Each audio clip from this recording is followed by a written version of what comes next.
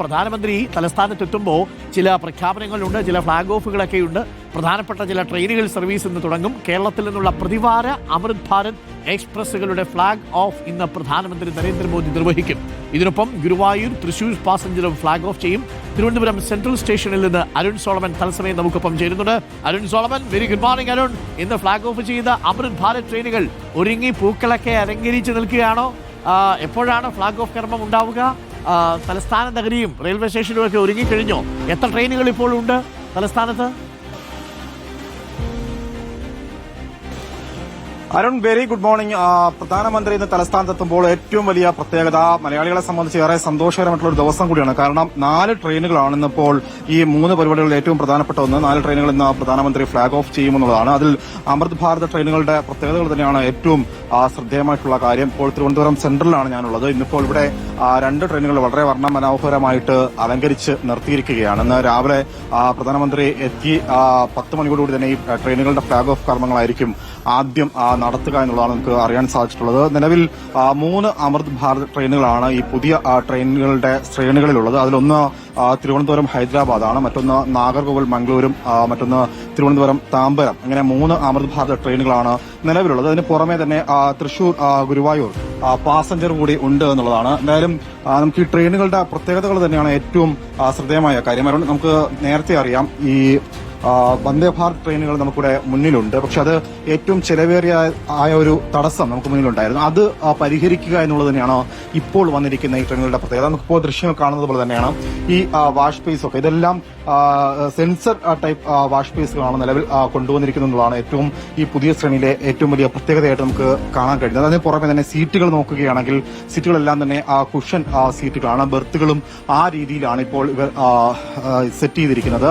ഇതിൽ ട്രെയിനുകളിൽ യാത്ര ചെയ്യുമ്പോൾ നമ്മൾ എപ്പോഴും ശ്രദ്ധിക്കേണ്ടുന്ന പ്രധാനപ്പെട്ട കാര്യം തന്നെയാണ് സുരക്ഷ. ആ സുരക്ഷയെ സംബന്ധിച്ച് ഇപ്പോൾ സ്ത്രീകളൊക്കെ യാത്ര ചെയ്യുമ്പോൾ തന്നെ ഇവിടെ അതിനു വേണ്ടിയിട്ടുള്ള സജ്ജീകരണങ്ങൾ ഒരുക്കിയിട്ടുണ്ട്. CCTVകളെല്ലാം തന്നെ എല്ലാ കോച്ചുകളിലും CCTVകൾ ഒരുക്കിയിട്ടുണ്ട് എന്നുള്ളതാണ് ഏറ്റവും വലിയ പ്രത്യേകതയായിട്ട് നമുക്ക് ഇപ്പോൾ കാണിക്കാനുള്ളത്. കാരണം പലപ്പോഴും സ്ത്രീകൾ നേരിടുന്ന ഏറ്റവും വലിയ പ്രതിസന്ധിയായിരുന്നു. എന്തായാലും 22 കോച്ചുകളാണ് ഈ അമൃത് ഭാരത് ട്രെയിനുകളിലുള്ളത്. അതെല്ലാം തന്നെ നോൺ AC കോച്ചുകളാണ് എന്നുള്ളതാണ് മറ്റൊരു പ്രത്യേകത. ഇതിൽ സൂചിപ്പിക്കുന്നത് നമ്മൾ ട്രെയിനുകളിൽ യാത്ര ചെയ്യുമ്പോൾ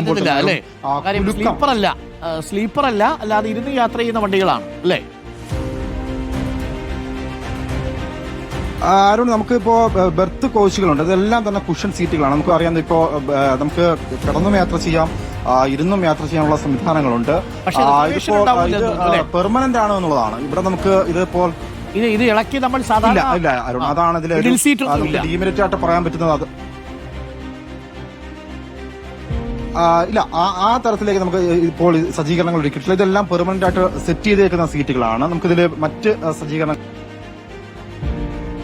ട്രെയിനിലെ കുലുക്കമാണ്. ആ കുലുക്കം മാറ്റാനായിട്ട് സെമി പെർമനന്റ് കംപ്ലറുകളാണ് ഈ ട്രെയിനുകളിൽ സംഘടിപ്പിച്ചിരിക്കുന്നത്. നമുക്ക് തുടക്കത്തിൽ വന്നപ്പോൾ ദൃശ്യങ്ങൾ നോക്കി തന്നെ അറിയാം ആ രീതിയിലുള്ള സജ്ജീകരണങ്ങൾ ട്രെയിനുകളിൽ ഒരുക്കിയിട്ടുണ്ട് എന്നുള്ളതാണ് ഏറ്റവും പ്രധാനപ്പെട്ട പ്രത്യേകതയായിട്ട്. നമുക്കിതിന്റെ ടോയ്ലറ്റ് സംവിധാനങ്ങളാണ്, അതെല്ലാം തന്നെ ബയോ വാക്യൂം സംവിധാനങ്ങളിലാണ് ടോയ്ലറ്റ് സംവിധാനങ്ങളെല്ലാം ഒരുക്കിയിരിക്കുന്നതാണ്. നേരത്തെ തന്നെ നമ്മൾ വാഷ് ബേസിന്റെ കാര്യം പറഞ്ഞതുപോലെ തന്നെയാണ് ടോയ്ലറ്റും അത്തരത്തിൽ. നമുക്ക് എപ്പോഴും ട്രെയിനിൽ അസഹനീയമായി തോന്നുന്നത് ഈ ടോയ്ലറ്റുകൾ. നമുക്കിപ്പോൾ ടോയ്ലറ്റുകളെല്ലാം നോക്കി തന്നെ അറിയാം വന്ദേ ഭാരതിൽ എങ്ങനെയായിരുന്നു അതിനനുസരിച്ച് തന്നെയാണ് ഈ ഡിസൈനും ചെയ്തിരിക്കുന്നത്. ബയോ വാക്യൂം സംവിധാനങ്ങളാണ് ഒരുക്കിയിട്ടുണ്ട് എന്നുള്ളതാണ് നേരത്തെ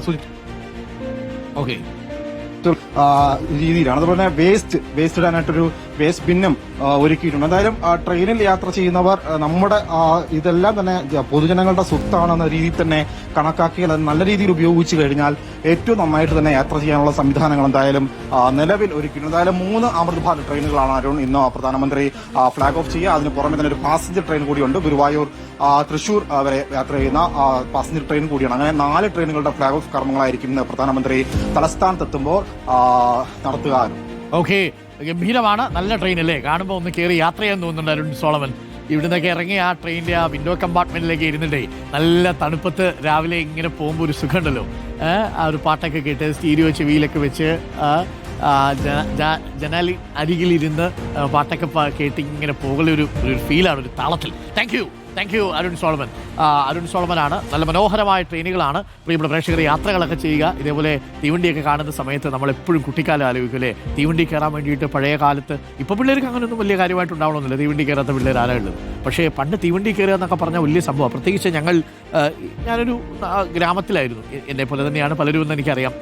ഈ ഗ്രാമത്തിൽ നിന്ന് സ്റ്റേഷനിലേക്ക് പോയി വണ്ടിയൊക്കെ കാത്തിങ്ങനെ നിന്ന് വണ്ടിയൊക്കെ വരുമ്പോൾ നമ്മുടെ കൗതുകം ഉണ്ടല്ലോ, ആ തീവണ്ടിയിൽ കയറാനുള്ള ഒരു കൗതുകം, അതൊരു വല്ലാത്തൊരു കൗതുകമാണ്. എന്തായാലും അമൃത് ഭാരത് ട്രെയിനുകൾ വരാൻ പോകുന്നു. സന്തോഷമുള്ള കാര്യം, കൂടുതൽ ട്രെയിനുകൾ വരട്ടെ, നമ്മുടെ ഗതാഗത പ്രശ്നങ്ങൾക്ക് തടസ്സങ്ങളെല്ലാം നീങ്ങട്ടെ. അപ്പോൾ പ്രിയപ്പെട്ട പ്രേക്ഷകരെ, അമൃത് ഭാരത് ട്രെയിൻ ഫ്ലാഗ് ഓഫിലൂടെ എന്താണ് പ്രധാനമന്ത്രി ഉദ്ദേശിക്കുന്നത്? എന്തിൻ്റെ ഫ്ലാഗ് ഓഫ് ആണ് അത്? കേവലം ട്രെയിനിൻ്റെ ഫ്ലാഗ് ഓഫ്